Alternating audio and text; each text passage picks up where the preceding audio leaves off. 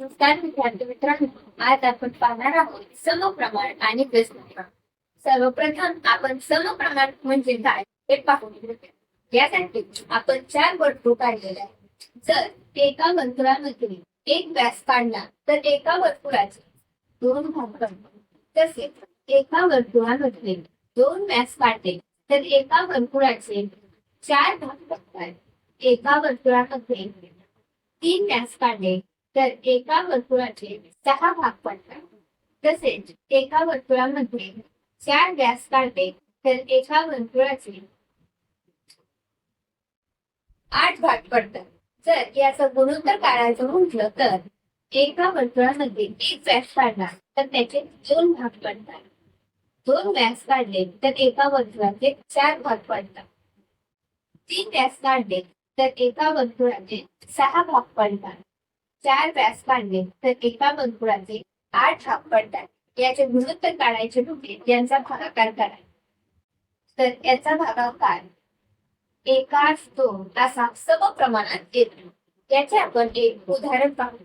जर 10 पेनांची किंमत 60 रुपये असेल तर 13 पेनांची किंमत किती? 10 पेनांची किंमत 60 रुपये आहे.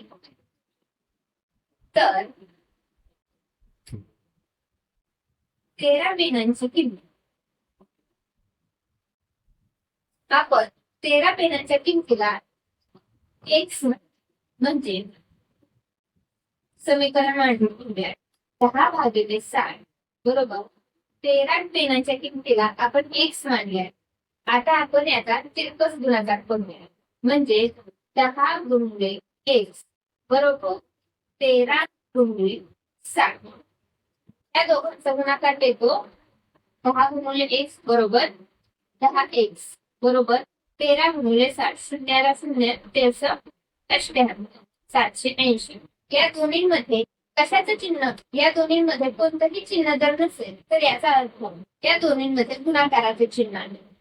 जर हे गुणाकाराचे चिन्ह बरोबरच्या चिन्हाच्या पलीकडे जाऊन भागाकार म्हणजे x या बाजूला राहील आणि 780 भागिले 10 बरोबर x ची किंमत 78 म्हणजे 13 पेनांची किंमत 78 रुपये.